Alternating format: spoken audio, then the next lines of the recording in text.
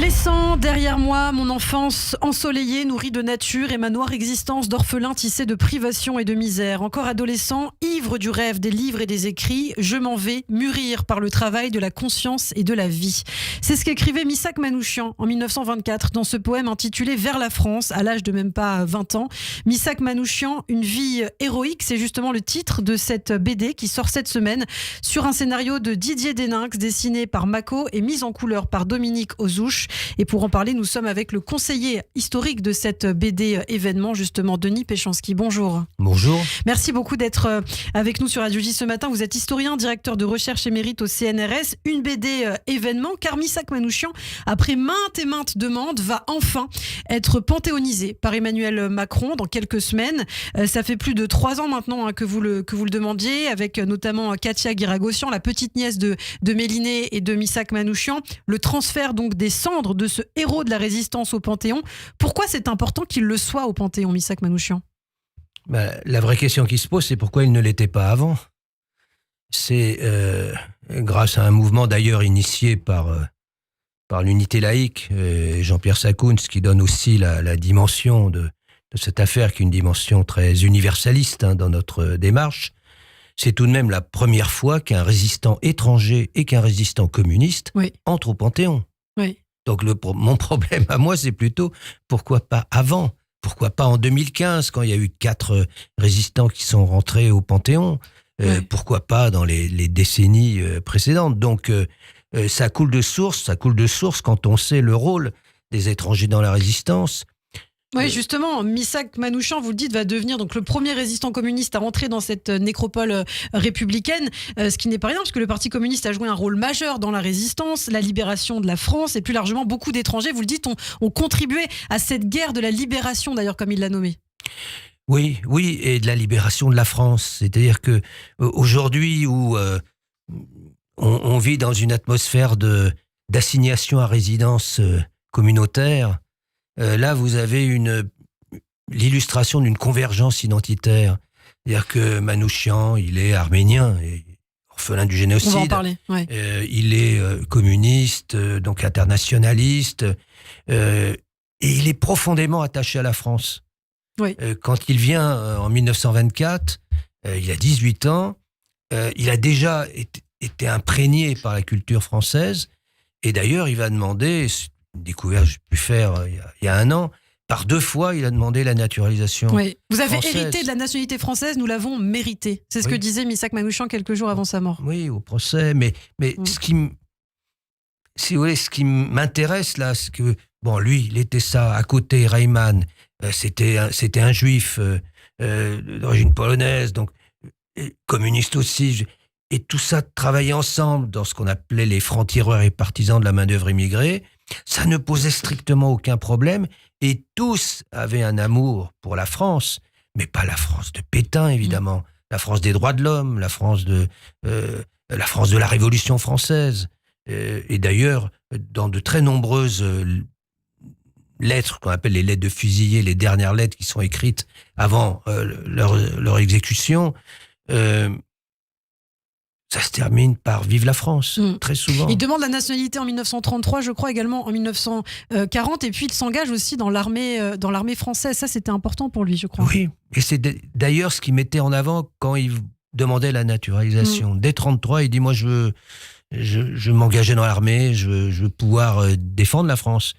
Ce qui est intéressant, c'est un communiste qui le dit aussi en janvier 1940, c'est-à-dire après la signature du pacte germano-soviétique. On voit bien... Moi, honnêtement, j'ai aucune trace pour l'instant de la moindre réticence de Manouchian vis-à-vis du pacte germano-soviétique de 1939.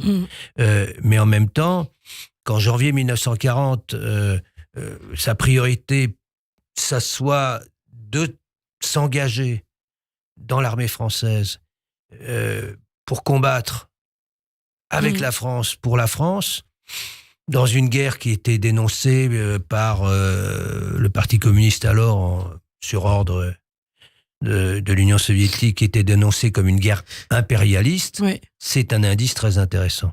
Alors vous parliez de l'identité arménienne de Missak Manouchian. C'est vrai qu'aujourd'hui le souvenir finalement de ce résistant est d'autant plus important que se mène en parallèle le combat pour la reconnaissance du génocide des Arméniens, et en premier lieu bien sûr par la Turquie qui le nie toujours. Et justement cette BD retrace en date clé la vie de Missak, une vie difficile qui est marquée précisément par la mort de son père qui est assassiné devant ses yeux par les Turcs en 1915 alors qu'il n'a que 9 ans. C'est le premier événement qui va déterminer sa vie d'ailleurs. Et Missak sera très attaché à son identité arménienne toute sa vie.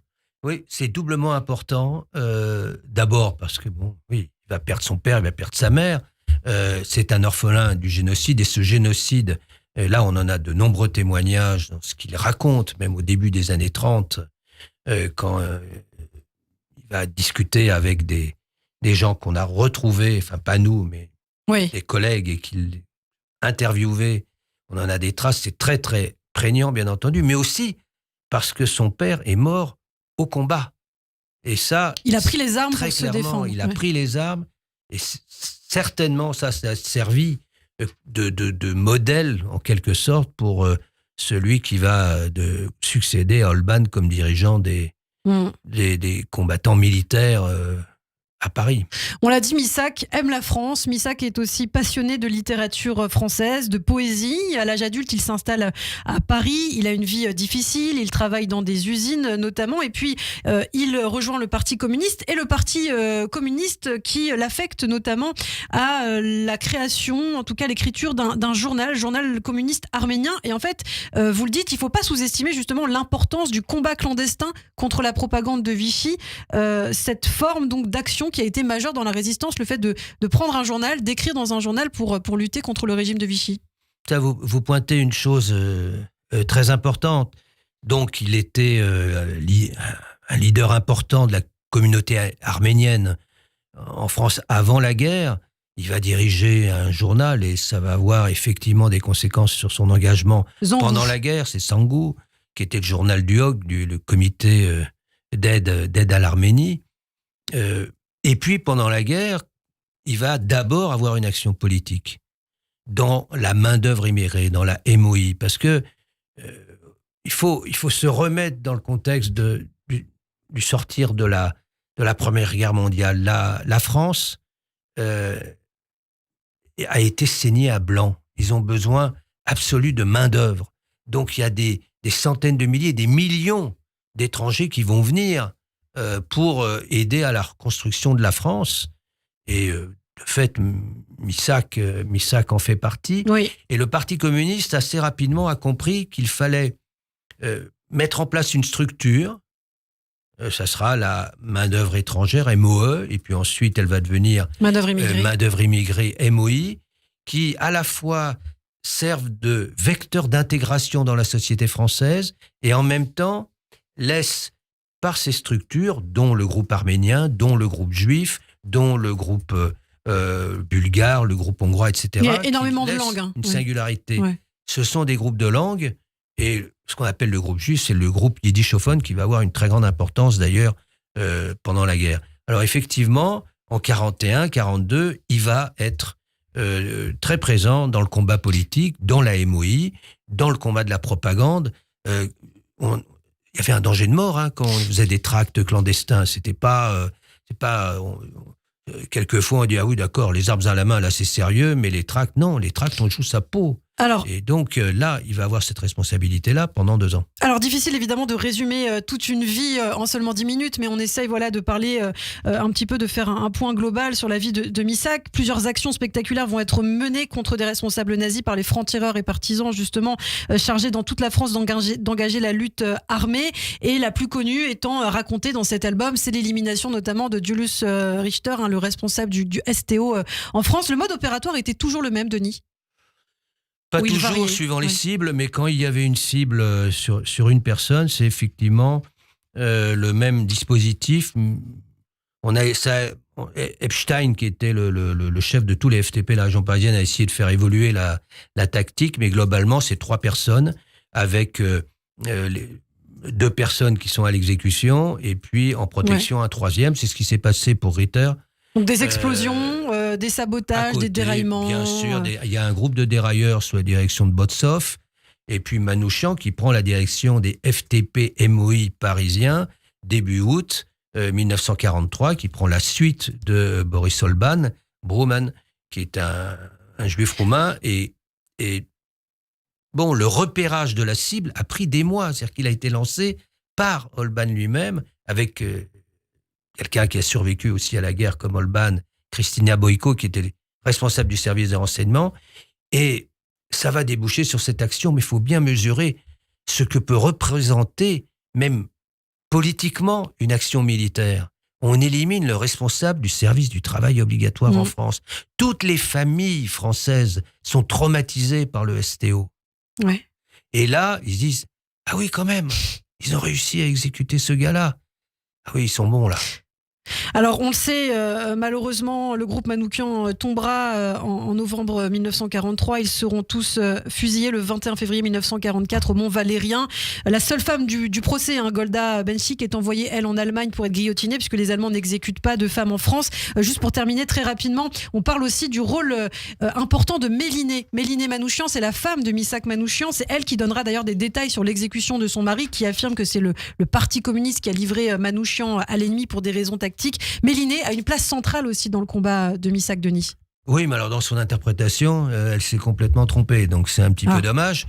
Mais le rôle qu'elle a eu, oui, c'était auprès de Manouchian, et elle s'occupait en particulier de la rédaction des comptes rendus des actions. Quant à la responsabilité, c'est très simple. C'est impossible de comprendre la chute de Manouchian si on ne sait pas, comme ce qu'on a découvert il y a déjà maintenant 40 ans, qu'il y a eu 3 filatures successives. Tout à fait. Qui était le fait de la police parisienne, la brigade spéciale des renseignements généraux.